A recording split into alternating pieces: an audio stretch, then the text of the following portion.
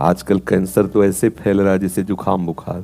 अभी अपने एक निजी जन है, तो इसलिए सबसे प्रार्थना है कि इस नाशवान शरीर पर विश्वास मत करो। शास्त्रों में वर्णन आया है कि कलयुग में भयंकर रोगों की बहुतायत होगी।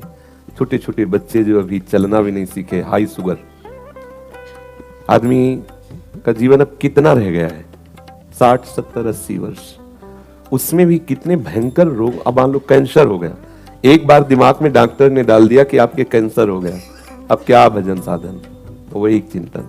कितना भयंकर दर्द होता है कैंसर में, हमने देखा है। तो छाबड़ा जी अपने थे, तो यहीं आए थे, इसमें ये सामने जो है भक्ति वेदांत, हाँ, इसमें तो कह रहे थे महाराज जी बहुत कष्ट, उनकी वेदना देख के हृदय व्यथित हो रहा। जैसे अभी ऊपर सुना ना, तो हृदय व्यथित हो गया कि बिना भगवत प्राप्ति के मतलब शरीर, अब मान लो इतना दुर्लभ अवसर मिला मनुष्य शरीर, अब ये छूटा और बात बनी नहीं, भजन हुआ नहीं, भजन में प्रवेश हुआ नहीं, पता नहीं कौन सी योनि मिलेगी। जब भरत जैसे महापुरुष को हिरण बनना पड़ सकता है, तो अपने लोगों अब यही कहते हैं कि धाम का यदि आश्रय है तो इस रज का प्रभाव धाम की कृपा से तो बहुत असहाय है। विचार करके देखो, एक जैसे आपके शरीर में कोई भयंकर, थोड़ी देर कल्पना करो कि हमारे शरीर में कैंसर, थोड़ी देर देखो कांप जाओगे आप, हृदय आपका व्यथित हो जाएगा।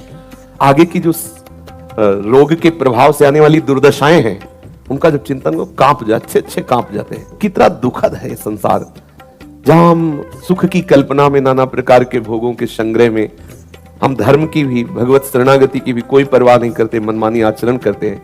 जब उन कर्मों का फल आता है तो सच्ची मानिए कोई कहीं किसी की कोई भी सहायता नहीं होती।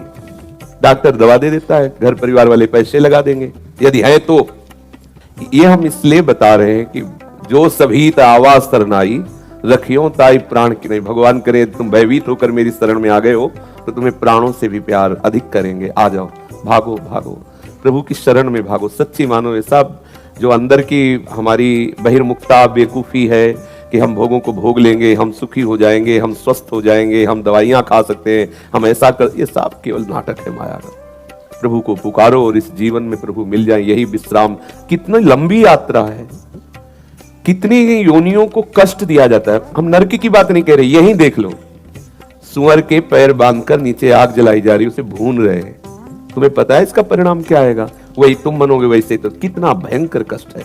तो आप इस संसार में जो हो रहा है थोड़ा देखो, तब आपको अस्पताल में जाइए, थोड़ा घूमिए, देखिए वहां कैसे चीत्कारें मची हुई हैं, कैसे लोगों की दशाएं हो रही हैं, एक्सीडेंट हुआ, कैसे हाथ पैर टूट रहे हैं, कैसे सरियाएं डाली जा रही। हमने एक संत भगवान को कालीदह में देखा, इतने बड़े बड़े पत्थर हिलगे हुए थे और सब ऐसा खुला सरिया दिखाई दे रही थी। ऐसे कितनी दुर्दशा है। यदि भगवत प्राप्ति ना हुई तो इस जन्म का महत्व क्या रहा?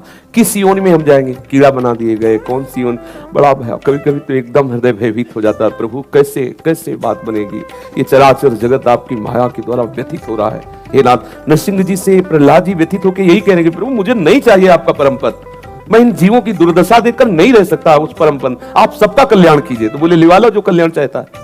कोई कल्याण चाहता नहीं है। प्रहलाद जी प्रभु से कह रहे हैं मुझे नहीं चाहिए परम पद, हम इनको पिसते हुए देखकर आपकी माया में मुझे चैन, इनका कल्याण करो। बोले ले आओ ना, कोई चाहता नहीं है, कल कोई नहीं चाहता कल्याण। ऐसी मति हमारी हो गई कि हम विष्ठा तुल्य भोगों को ही अमृत समझकर हम हरि को भी ठुकरा रहे हैं, हरि के नाम को, हरि के धाम को। इसलिए भाई सावधान, सब प्रश्न उत्तरों का एक ही उत्तर है, प्रभु के चरण पकड़ लो। बड़ा भया, थोड़ी देर के लिए सोचो, तन्मय हो, मेरा शरीर ऐसे रोग से भयंकर ग्रसित होने वाला है और अब क्या होगा? जब देखो एक अचानक मृत्यु हो जाए तो बात अलग है, मृत्यु का चिंतन करके जो जीवन मुक्त है उसकी बात अलग है। नहीं, अच्छे अच्छे कांप जाते हैं। आप देख लो, मृत्यु की, मरना है सबको, एक दिन मरना, पक्का मरना है, पर मृत्यु की बात आने पर, अच्छा ऐसे एकदम अचानक कोई गला काट ले, गोली मार ले, चला। लेकिन ये जब डॉक्टर बोल दिए कि अब जब कभी मर जाओ, लेकिन अब हुआ तुम्हारा, अब वो रोज बिस्तर में पड़े मर रहा है, तो रोज उसको भयंकर कष्ट हो रहा है। इसलिए बचो।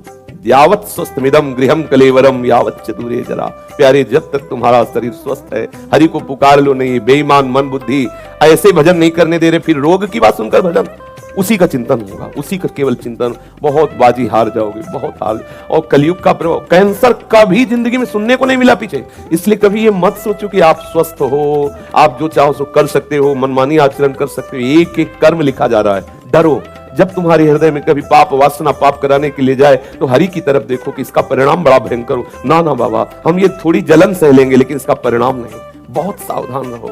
और जैसे भी बने भगवान नाम मंत्र जैसे भी बने उच्चारण करो, वो कृपालु हैं, वो हमें पार कर दें। ये सहचरी भाव, गोपी भाव, ये तो बहुत ऊंचाई की बात है। हम रो रो कर प्रभु से पुकारे कि प्रभु मुझे पार कर दो। ये दुस्तर माया, ये चंचल माया प्रभु मुझे आकर्षित न कर पावे, बचा लो प्रभु। पुकारो, जब तक आप प्रभु से आर्त भाव से पुकारोगे नहीं, माया का बहुत बलात् आकर्षण है। अभी आप भयावह बात सुने हो, गेट के बाहर निकलते हो धूल मारेगी, जो होगा देखा जाएगा, और पहुंचा देगी। इसकी यही चाल है। जो विवेकवान होते हैं सदैव ध्यान रखते हैं, और भगवान आदेश करते हैं, जन्म मृत्यु जरा व्याधि दुख दोषानुदर्शनम। जन्म के भयंकर दुख को, मरण के दुख को, व्याधि के दुख को देखो। सच्ची मानो हम कह नहीं पा रहे, लेकिन हृदय व्याकुल हो रहा। चूको मत, बहुत बड़ी बात है। जैसी भी स्थिति में प्रभु में, अच्छा या मंदी या एकदम नीच, जैसी भी स्थिति में हो, इनका कोई महत्व नहीं है। महत्व है तुम्हारे चिंतन का। तुम्हारा चिंतन बन रहा है कि नहीं? अगर प्रभु का स्मरण बन रहा है, प्रभु का नाम जप करे, प्रभु की लीला कथा में निश्चित मंगल होगा। मंगल भवन भगवान संभाल लेंगे। नहीं तो बहुत दुखद संसार है, वो समझने नहीं देती। माया का कार्य समझने ना देना उसका, और भक्ति का कार्य हर समय समझ ठीक रखना। जो भक्त है उनकी समझ ठीक होती है, सोच सोच कर एक एक कदम संभाल कर रखते हैं, कहीं कोई अपराध न बन जाए, कहीं कोई, तो भगवान कृपा करते हैं, स्वीकार कर ले। थक गया इस माया से, ऐसा विचार करो और रो एकांत में, थक गया प्रभु, हार गया, अब बचा लो, हे नाथ अब बचा लो। जब हम गिर गए, जब आग लग गई, तब कुआं खोदना शुरू करोगे तो क्या होगा? आग लगी बोले कुआं खोदो, नहीं, ये आएगी, ये स्थितियां आए, कोई ना कोई तो रोग हमें परास्त करेगा, आज नहीं तो कल कोई ना कोई घटना घटेगी, हमारे शरीर के अंग भंग होंगे। क्योंकि ऐसा बड़े बड़े महापुरुष, राधा बाबा अनुष्ठान कर रहे हैं श्री देवी त्रिपुर सुंदरी का, भगवत प्रेम में मतवाले होने के लिए, और पैर फिसला और टूट गया हाथ। अब आप विचार करो, जब ऐसे महापुरुषों के अंग भंग हो सकते हैं, तो हम तुम किस खेत की मुरी? आपके कोई ना कोई अंग भंग होंगे, कोई ना कोई रोग होगा, कोई ना कोई विपत्ति आएगी। जब पांडव जैसे महापुरुषों के ऊपर विपत्ति आई, तो अपने लोग कोई ना कोई विपत्ति, आज सुख संपत्ति तो बराबर नहीं रहेगी, दिन है तो रात्रि आएगी, इसलिए रात्रि आने के पहले प्रकाश की व्यवस्था कर लो, आग लगने के पहले जल की व्यवस्था कर लो, शरीर नष्ट होने के पहले श्री कृष्ण से मिल जाओ। यही सार्थक बात है। हम इतना रोए, इतना प्रभु को पुकार, प्रेम तो बहुत दूर की बात है। इस शरीर के राग से मुक्त कर दो प्रभु, इस शरीर के दुख से मुक्त कर दो प्यारे। कम से कम आपका निरंतर चिंतन हो, और कोई भी बाधा विपत्ति आपके चिंतन से न हटा पाए, ऐसी स्थिति दे दो। मांगना चाहिए, एकांत में प्रार्थना करनी चाहिए।